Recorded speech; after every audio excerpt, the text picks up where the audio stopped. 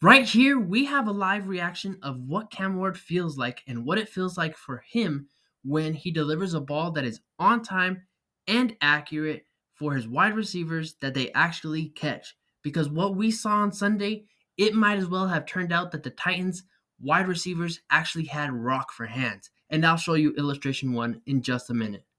This right here is just an absolutely absurd drop. Like, this is ridiculous, ludicrous. We cannot have this kind of drop right here, especially in crunch time.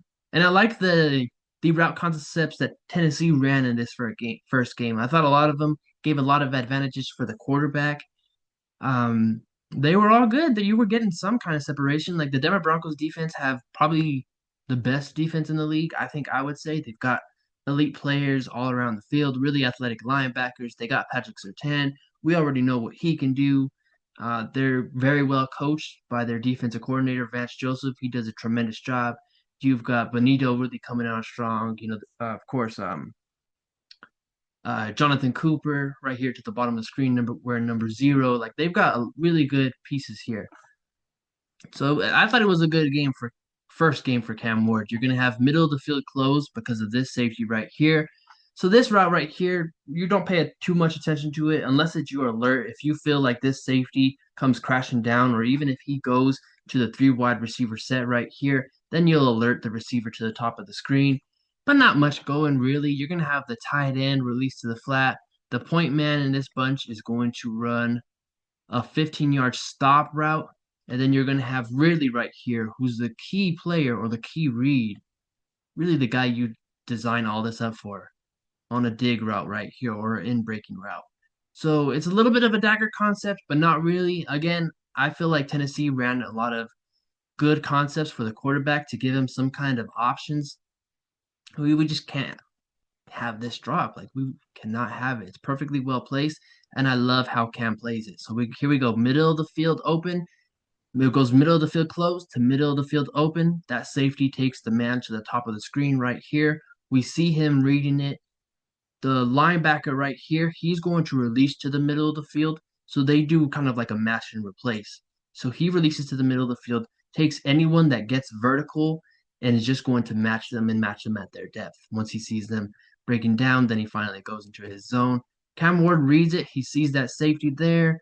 Now we're going to work to really a tough area of the field. You can see Denver, they've got this bracketed. You have linebackers right here, the corner here. You've got the linebacker that's going vertical with the point man in the bunch, 3-man concept. You have Patrick Surtain getting vertical too. So you have to layer this football into these 5 defenders, into that shape right there in window. He does a tremendous job at it. And I love the timing of it. He gets to the top of his drop and he's already getting towards this. And it's a dime, man, but we just can't have this kind of a drop. There he goes, gets to the top of his drop. He's already, at this point in time, letting that ball go. It gets there hot and in a hurry. You can see he's throwing that from the 15-yard line, and he's got to get that to the 40. So it's got to get there layered over the top and hot. It's right in the breadbasket, man. Like Calvin Ridley, he can win any route, but the thing is, and I feel like it's plagued him lately, is his hands. Again, you can't. It's all perfect from Cam Ward, especially his rookie game going up against a very tough defense. We know what the Denver Broncos are about. Easily, I think, in my opinion, the top 3 defense in the league, maybe one of the best. Um, and like I said, the route concepts that they run, especially in this kind of desperate do or die, really got to get chunk plays in a hurry. I think they run a lot of really cool concepts for the quarterback. So we have Ridley on a seam route right here. We're going to have this player right here. They're kind of going to work behind Ridley and then get to a dig route in breaking right here. This same guy, he's going to be space. We line him up that far because we want there to be space. We get them in a bunch with Denver playing really outside leverage right here. And we really don't have too much for these 2 right here between Ridley and the slot wide receiver here, or the number 2 to the top here. You're gonna have the tight end, chip and release. That's been a problem for Tennessee this game. Denver was with their pass rush getting to the quarterback in a hurry. They were getting a lot of pressure on Cam Ward, so they showed this kind of concept here. And then I'm gonna play it a little bit. Let me actually release or clear the concept here. But they're going to have 49 again. Like he's going to drop to the middle of the field. So that shows you if you're any team that plays them later in this year and you see 49 Singleton get to the line of scrimmage right here, there's probably a good chance that they're just going to drop him into coverage and get deeper than the deepest from the slot right here. But that's beside the point because the main point right here is Cam Ward plays this perfectly and he delivers an accurate ball. So we go three-man concept here. Denver is in a too high look. We have too high there. We have zone right here from these corners. There we go, 49, our guy. He's dropping and going to get deeper than the deepest in the slot right here. And Cam Ward is already releasing this ball, having to layer it between the two safeties here. And I like the anticipation that he plays with. I think that's something that really doesn't get talked a whole lot about in his game is he has pretty damn elite anticipation. Like as soon as the slot receiver here, Ridley, gets a step over this linebacker right here, we've got to let that ball go because if we play it too late or we let it go too late, he's going to run into these safeties and then we're really going to get our guy on a hospital ball. So he does a perfect job of releasing this ball right now, layering it over. And damn, man, that's another great ball. It's just that Ridley's hearing footsteps and he's not able to haul it in. Because that would have been a chunk play at a crucial time in the game. Ball's already out, and look at the accuracy on that. Right where it needs to be, you just can't haul it in, or maybe he's hearing footsteps.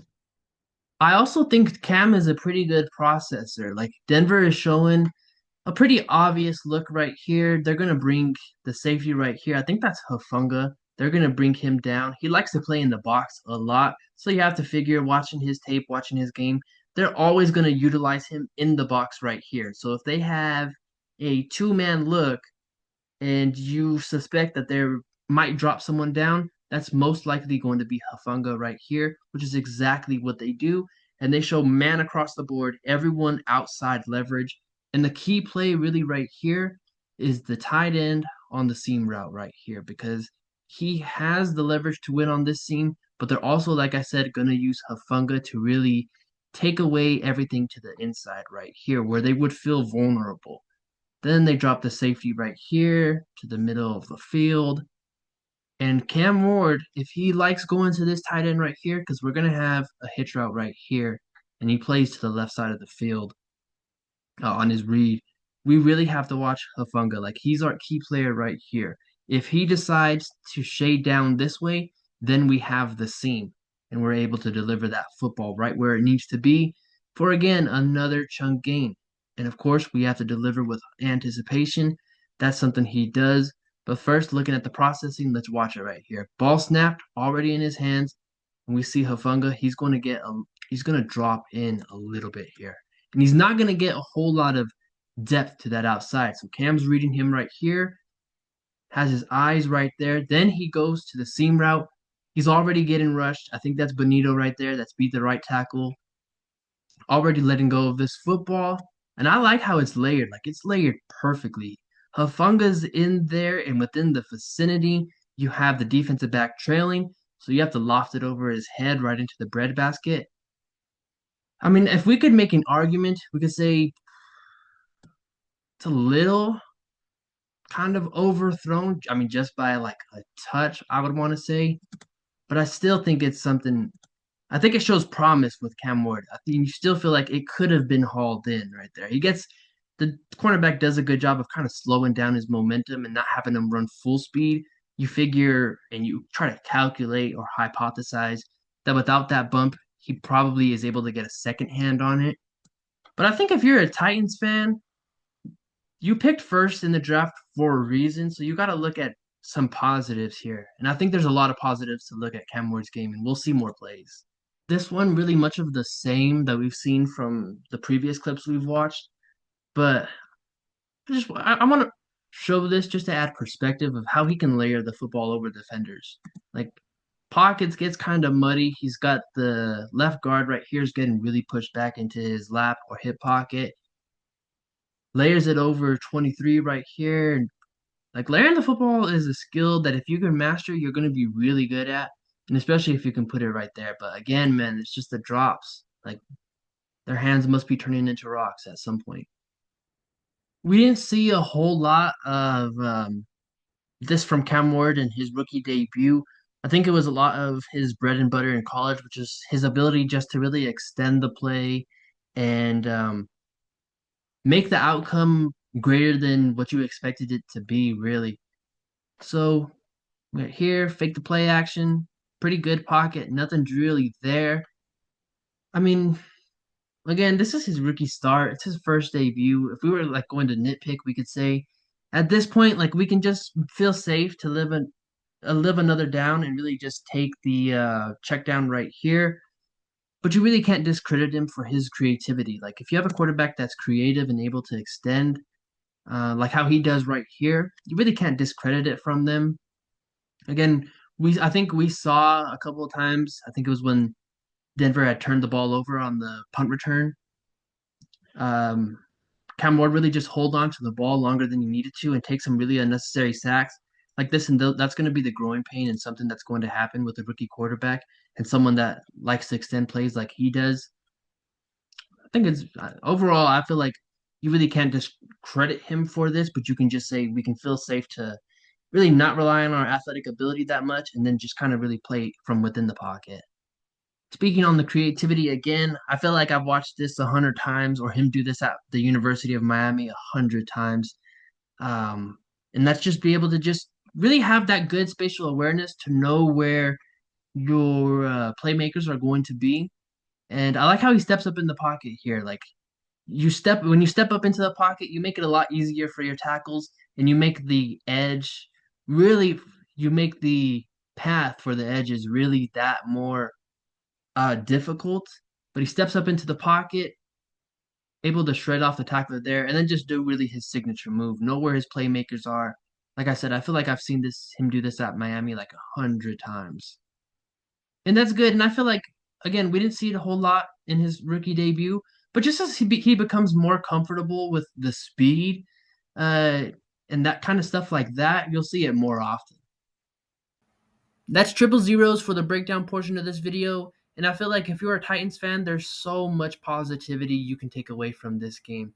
And listen, it was his rookie debut. Like, look at the quarterbacks like CJ Stroud. His first pass was completed to himself. His rookie debut was awful. Same thing with Jaden Daniels. Like, we know what they were able to do at the end of their rookie season. Is that in the cards for the Titans? I really don't think so. Especially with the team that they have, I do like as I've mentioned, the passing concepts that they're able to give to the quarterback. I feel like there's a lot of things to take away from that.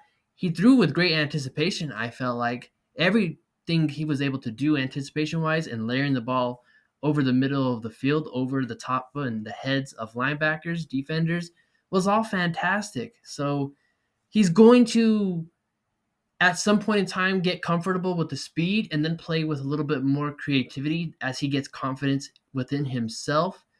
That's going to become natural for him. And of course, that was probably, I think, his biggest strength in college at the University of Miami. So, again, if you're a Titans fan, there's so much to take away from this in terms of positivity. The negative is he has to have pass catchers that have hands and not like rock for hands. Like, we got to come up with these passes. Like, got to be able to catch the football to give our young rookie quarterback that kind of confidence.